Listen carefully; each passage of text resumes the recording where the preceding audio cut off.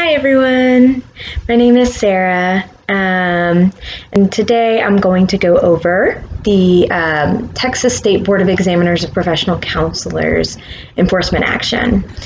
So upon reviewing the Texas State Board of Examiners of Professional Counselors enforcement action on the Texas Department of State Health Services, the most common reasons found for disciplinary actions were providing supervision to interns without credentialing from the board and dual relationships with clients, some of which were deemed sexual. So common reasons for discipline within a providing supervision without approval includes never receiving the correct forms to move forward with supervision and never applying to become a licensed professional counselor supervisor, or LPCS.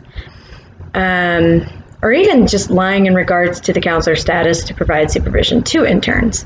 Additionally, individuals who entered into dual relationships were noted as having failed to meet professional boundaries as they crossed the line into a dual relationship, hindering the client's therapeutic services, according to Remley and Herlihy, 2020. One of the more recent cases presented with the Texas State Board of Examiners of Professional Counselors enforcement action, the individual counselor was supervising interns without the board's approval to do so within the state of Texas. The outcome was a penalty fee of $2,000, and right off the bat, they violate the General Code of Ethics in the state of Texas, which is Section 681.41, General Ethical Requirements. A licensee shall not make any false, misleading, deceptive, fraudulent, or exaggerated claims or statement about the licensee's services, including but not limited to the effectiveness of services, the licensee's qualifications and capabilities, background, training, experience, education, professional affiliations, fees, products, or publications, the practice or field of counseling. So obviously they violate that code because they aren't a licensed supervised professional. Another one was Section 681.49 within the Texas ethical problem. It's the advertising and announcements. A licensed professional counselor who is board approved supervisor may use the designation LPCS when advertising their supervisory status. Since the counselor ultimately is lying regarding their status, they are not only impairing the effectiveness of client counseling, but the development of future counselors within their internship. This again relates to the general rule of the state of Texas, 681.41.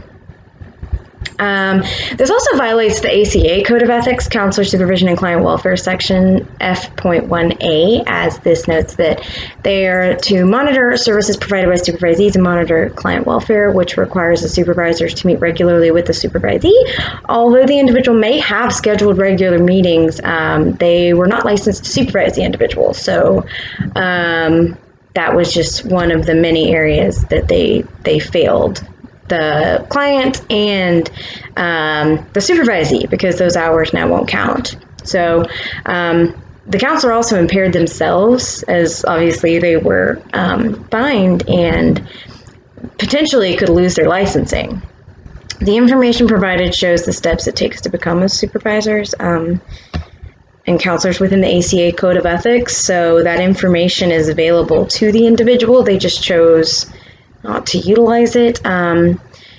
So this concept of supervising without any of the necessary steps they needed to take confuses me a little bit. So my question is regarding why an individual would choose to skip steps such as obtaining licensure to supervise. My only thinking was this just was a lack of understanding, or just maybe it was blatant ignoring to follow steps to remain ethical. Either way, they should be better informed in the future. Thanks.